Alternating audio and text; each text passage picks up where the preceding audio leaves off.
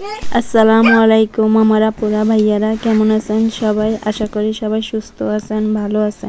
আমি আপনাদের ছোট বোন, আমি আপনাদের দোয়ায় ভালোবাসায় সুস্থ আছি, ভালো আছি। আজকে বিকালের নাস্তা বানাবো এই যে তালের বিচির ফুল রান্না করে নিই। শুরু থেকে আপনাদের সাথে শেয়ার করলাম তালের বিচি কিভাবে সংগ্রহ করে রাখে। তারপর এই যে বিচির থেকে ফুল আসছে।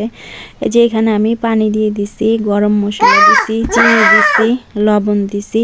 পানিটা বলক আসলে আমি এই যে তালের বিচির ফুলগুলো এক এক করে দিয়ে দিব, ওইগুলো ভালোভাবে কষিয়ে নিব। এই যে এখান দিয়ে আমার মেয়েও নাস্তা বানাচ্ছে, আমি এই তালের বিচির ফুলগুলো রান্না করে নিচ্ছি। তা আমার ভিডিওটা যদি ভালো লাগে লাইক কমেন্ট শেয়ার সাবস্ক্রাইব করে দিবেন। আপনারা পাশে থাকলে আমি সামনের দিকে এগিয়ে যেতে পারবো। এই যে ভালোভাবে কষানোর পরে আমি নারকেল দিয়ে দিব, নারকেলটা লাড়াচাড়া দিয়ে ঢাকনা দিয়ে দিব। নারকেল দেওয়ার পরে আমি সাকু দিয়ে আজকে রান্না করব এই তালের বিচির ফুলটা। তারপরে এই যে নারকেলটা ফ্রিজে ছিল, এই যে আমি একটু অপেক্ষা করছি নারকেলটা যেন একটু গলানো হয়। যে আমি একটু পানি দিয়ে দিছি, আবার লাড়াচাড়া দিয়ে ঢাকনা দিয়ে দিব। এই যে আমি দুধ দিয়ে দিছি, খাঁটি গরুর দুধ, আমাদের গরুর দুধ।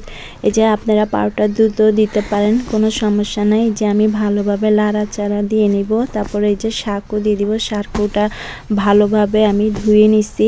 নেওয়ার পরে যে সাকুটা আমি দিয়ে দিব। এখন সাকুটা দেওয়ার পরে আবার লাড়াচাড়া দিয়ে নিব যেন কোনো অংশ কিছু না থাকে। এই যে আমি দিয়ে দিলাম। তারপরে যে আবার লাড়াচাড়া দিয়ে তারপর ঢাকনা দিয়ে দিব।